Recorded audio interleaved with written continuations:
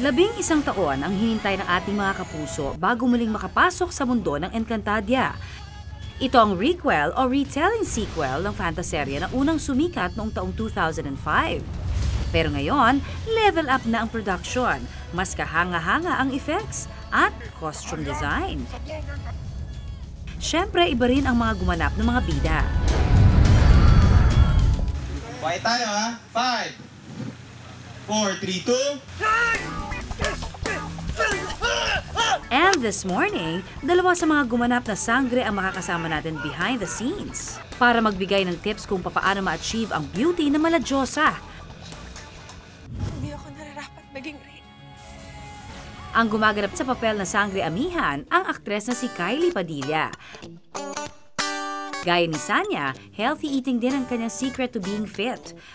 Hello po mga kapuso! Nandito po tayo ngayon sa taping ng Encantadia and well, gusto ko lang i-share sa inyo yung diet ko. For the show, alam niyo naman di pwedeng tumaba ang mga sangre. So, ever since nag-start yung Encantadia, more on fruits ako, more on protein. Tinanggal ko na yung kanin. And kapag kaya naman, pag kaya lang, kasi minsan may mga fight scene, hindi ako kakain after 6. So, medyo flat ang tiyan. So ngayon, nakikita nyo, di ba, nag-fruits ako, tas chicken, and fish. Di nila ako sinuservan ng kanin dito kasi yun yung iniiwasan ko. So yan, yun ang diet ni Sangre Amihan.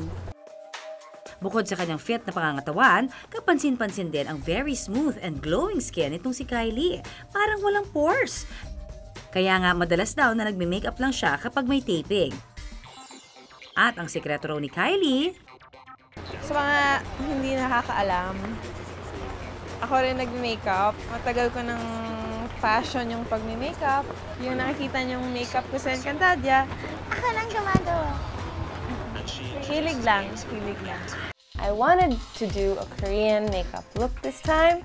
sa hilig nga ni Kylie sa pagme-makeup, nag-upload din siya ng mga tutorial video sa YouTube para i-share sa kanyang followers. Magical feeling. Hindi ko masyado kinapalan ng blush natin kasi red na yung lipstick ko, tapos medyo makapal na yung eye makeup. At kung may mga tips si Kylie sa pagme-makeup, may sikreto rin siya pagdating sa makeup removal. Ako ang ginagamit ko ng baby oil. Hindi ako gumagamit ng mahal. Baby oil kasi okay na eh, tapos i-wipes mo na lang, tapos after nun, lugas ka na ng mukha ng may sabon. Ang baby oil kasi ay gentle on skin, kaya hindi ito makaka-irritate kapag ginamit bilang makeup remover. At mura pa! Good tip, Kylie! Hindi gulang ang pamantayan sa pagiging Reyna Perena. Ako man ang pinakabata, ngunit kaya ko rin pamunuan ng Bereo. Ang gumaganap sa papel na Sangre Danaya, walang iba kundi ang aktres na si Sanya Lopez. Dahil nga medyo sexy ang costume ng mga sangre, dapat daw fit na fit itong si Sanya. At ang ginawa raw niya para mag-lose ng weight, ang kamote diet. Maganda naman talaga yung kamote, pero ginagamit ko siya pag snacks.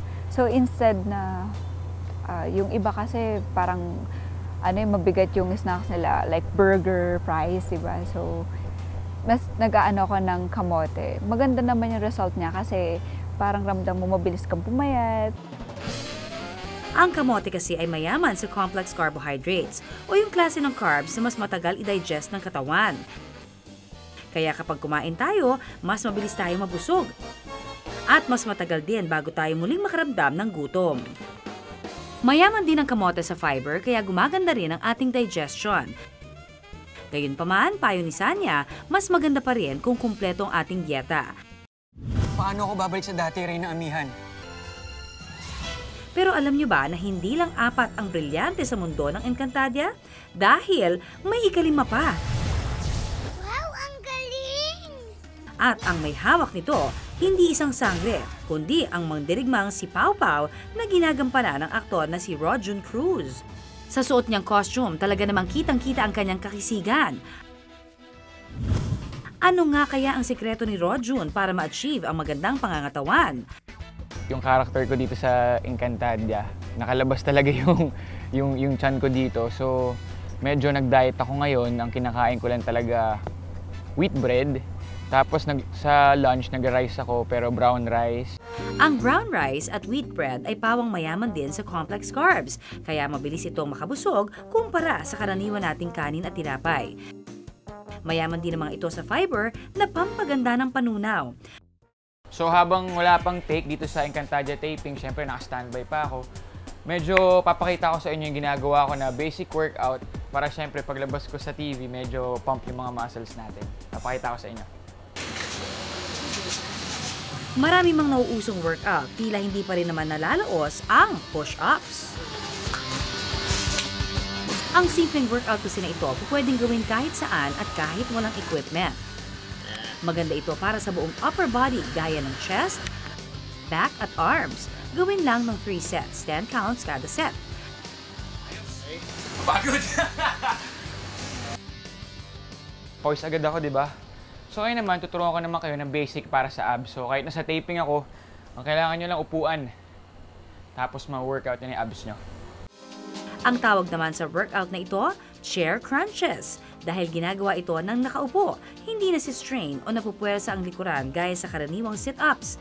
Ulitin lang din ang 3 set, 10 counts kada set. Basta, kung nag-abs kayo, dapat, ginagawa na to, basic lang to, kinocontract nyo yung core nyo. So, exhale. Inhale. Exhale. Ang beauty na pangsangre ang peg, pati ang katawan na malaman dirigma ang dating, abay kaya naman palang ma-achieve. Hindi sa tulong ng kung ano-anong mahika, kundi sa disiplina at tiyaga. Cheers.